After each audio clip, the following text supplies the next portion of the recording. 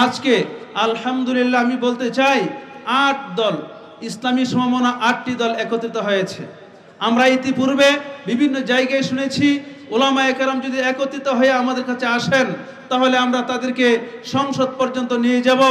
আমি সেই ৮ দলের ঐক্যমত্যের ভিত্তিতে সকলের কাছে উদাত্ত আহ্বান জানাবো, আমরা যেই দাবি নিয়ে যে উদ্যোগ নিয়ে আজকের এই সমাবেশে একত্রিত হয়েছি, আমরা সকলেই যদি সামনের নির্বাচনে ইসলামী এই জোটকে মনোনীত করে ইসলামী এই জোটকে নির্বাচিত করে সংসদে নিয়ে যেতে পারি, তাহলে আশা করা যায় একমাত্র ইসলামী এই জোটের মাধ্যমেই প্রত্যেকটি নাগরিক, প্রত্যেকটি মানুষ, প্রত্যেকটি প্রাণী তার নিজ নিজ অধিকার যথাযথ পাবে ইনশাআল্লাহ। প্রিয় হাজিরিন, অনেকে বলে উলামায়ে কেরামের সেই অভিজ্ঞতা কোথায়? আমি বলবো আজকে থেকে বহুদিন আগে, আমাদের নবীজির আগে, এই আখির উম্মার আগে বনি ইসরাইলের এই রাজনৈতিক নেতৃত্ব ছিল হযরত আম্বিয়ায়ে কেরামের হাতে।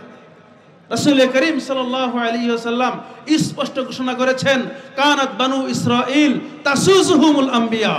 বনি ইসরাইলের রাজনৈতিক নেতৃত্ব ছিল নবীগণের হাতে। আর আমরা উলামায়ে কেরাম, আল উলামা ওয়ারাসাতুল আম্বিয়া, আমরা উলামায়ে কেরাম, ইসলামিক দল নেতৃত্বে উলামায়ে কেরাম আছেন, আমরা সেই নবীগণের আমরা ওয়ারিস। আমরা ইনশাআল্লাহ আমাদের রক্তের মধ্যে ইসলামিক নেতৃত্ব প্রদানের সেই যোগ্যতা রয়েছে ইনশাআল্লাহ।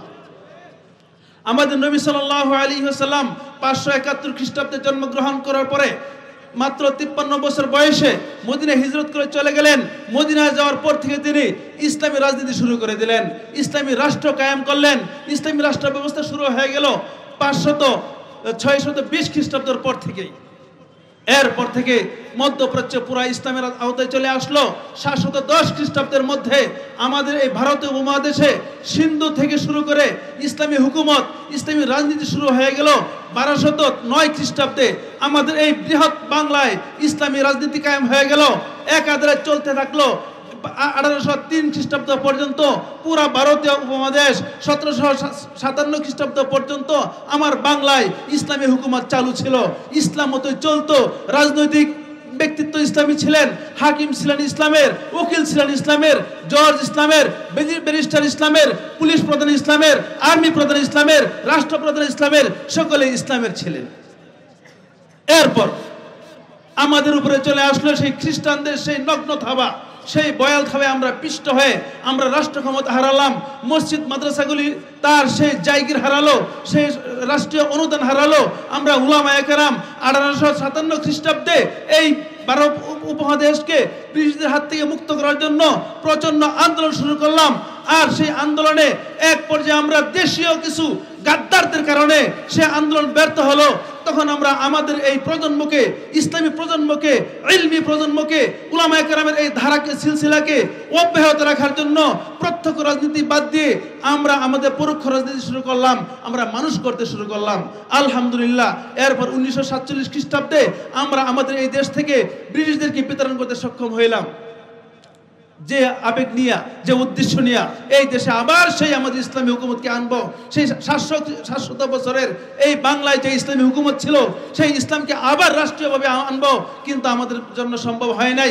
সেই গাদ্দারদের জন্য যারা আমাদেরকে সেই মুয়া ঝুলিয়ে এই দেশকে শাসন করাইলো, আমাদের রক্তকে রাস্তায় ঝরাইলো, কিন্তু দেশে শাসন করতে দেয় নাই, ইসলামকে আমাদের রাষ্ট্রীয় পর্যায়ে আনতে দেয় নাই। চলে গেল 24 বছর, আসলো বাংলাদেশের জামানায়, বাংলাদেশ হলো, আমরা আমাদের সেই অবস্থায় আমরা আমাদের সুবিধা পাই নাই। আমাদের উলামা হযরত, আমাদের শাইখুল হাদিস, আমাদের মোহাম্মদুল্লাহ হাফেজজি, আমাদের মাওলানা আতহার আলী, এই সমস্ত বুজুর্গানে দিন আমাদেরকে গড়তে থাকলেন। আলহামদুলিল্লাহ এমন এক প্রজন্ম তারা রেখে দুনিয়া থেকে চলে গেলেন, যারা আজকে বিশাল জমায়েত আমরা একত্র করতে পেরেছি আলহামদুলিল্লাহ। আজকে শুধু বাংলাদেশ খেলাফত মজলিসের ডাকে এই বিশাল গণজমায়েত হয়েছে, আরো সমমনা 60টি দল রয়েছে।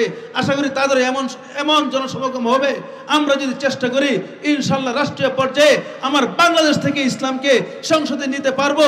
এরপর আমরা আস্তে আস্তে সেই হারানো সাম্রাজ্য, ইসলামের সেই হারানো সাম্রাজ্যকে পুনরুদ্ধারের চেষ্টা করতে পারবো ইনশাআল্লাহ। আল্লাহ পাক আমাদের সবাইকে এইভাবে মেহনত করার তৌফিক দান করেন। নাসরুম মিনাল্লাহ ওয়া ফাতহুন করিব। আসসালামু আলাইকুম ওয়া রাহমাতুল্লাহ।